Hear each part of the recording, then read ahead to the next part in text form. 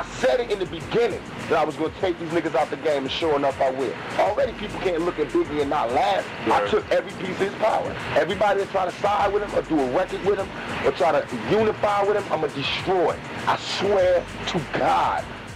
Whilst the ramifications of Tupac's murder and of course the consequences began to sink in, including the death of fellow rapper the Notorious B.I.G. in an eerily similar drive-by shooting, his posthumous career began in earnest.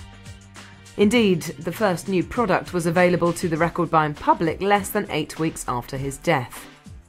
On Guy Fawkes Night in 1995, Death Row released an album of new Tupac compositions under the pseudonym of Machiavelli, a name Tupac had adapted from Italian political philosopher Niccolo Machiavelli. The Don Killuminati, the 7-Day Theory, featured him on the sleeve as a Jesus-like figure, nailed to a cross wearing a crown of thorns, whilst the design mapped out the various gang areas of the United States. The musical content of the record found Tupac at his most profound and revealed tracks of depth and humility. It was as though, at least through his music, he had finally relinquished the superficiality of the gangster rap image. In spite of his death, in fact, because of the morbid curiosity that enveloped it, the album was propelled to the #1 spot.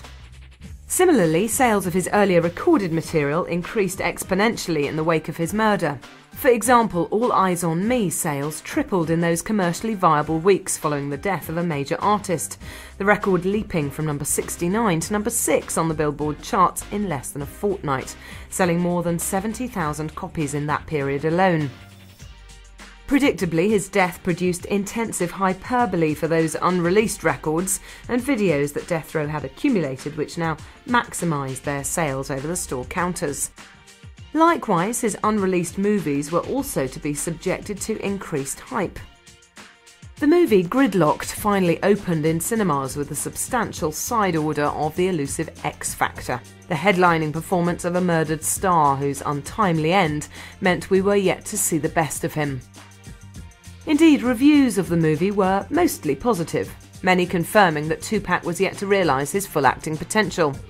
His final film, Gang Related, was released later in 1997 and featured him alongside such established Hollywood stars as James Belushi and James Earl Jones. Despite the modicum of success he had achieved in the cinema, it was the medium of music in which Tupac really excelled, and once again he featured on the soundtrack of the movie.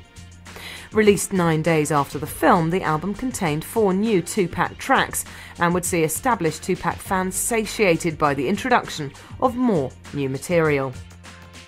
Tupac's grieving mother, Afeni, was successful in her attempt to wrestle control from Death Row of her son's accumulated material and established a record label of her own entitled Amaru, Tupac's middle name, under which she released a series of his previously unavailable recordings.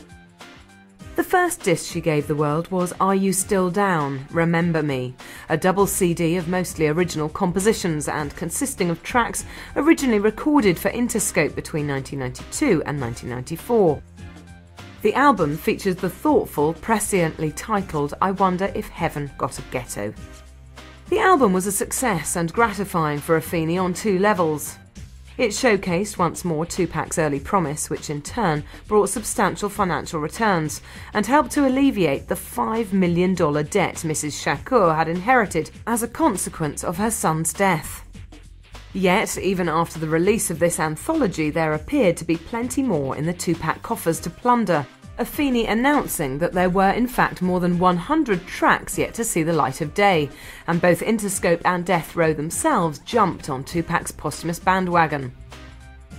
A sprawling double album of his greatest hits was compiled and released before the end of 1998, allowing old fans to wallow in nostalgia and remember Tupac in their own way, whilst giving potential new fans a substantial introduction to his material.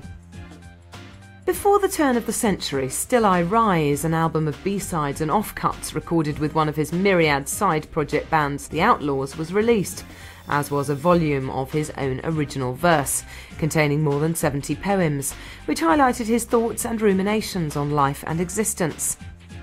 His legacy did not, however, end there, as there was still a wealth of remaining material to bequeath to the 21st century. Yet another collection of unreleased music, Until the End of Time, his 7th posthumous album spread once more over 2 discs, hit the record stores next. What this new material brought to light was Tupac's intelligent use of sampling, 2 examples of which would bring him significant European hits. Changes and the title track of Until the End of Time both borrowed well-known melody lines from Bruce Hornsby and Mr. Mister respectively, and recycled them for a hip-hop audience.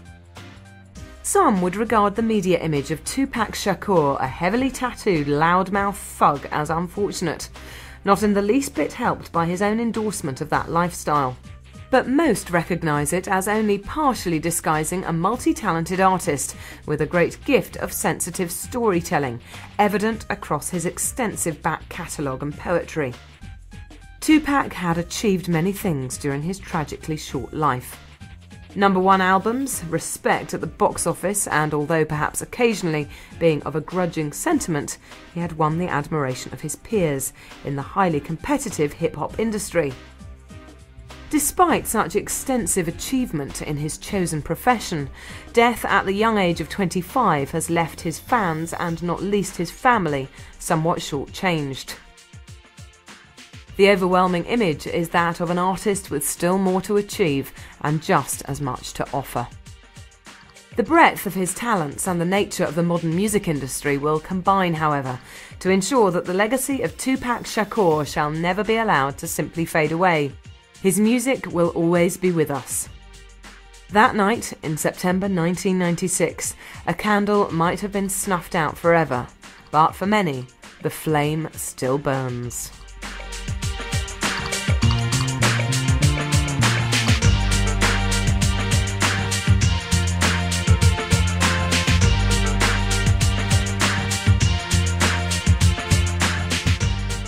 Thank you for buying Maximum Tupac, we hope you enjoyed it.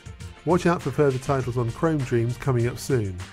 If you did enjoy it or have any comments or suggestions, write to us at Chrome Dreams, PO Box 230, New Malden, Surrey, UK, KT36YY, or email on mail@chromedreams.co.uk. Details of our full catalogue are listed on our website at www.chromedreams.co.uk. Thanks again for listening, and goodbye for now.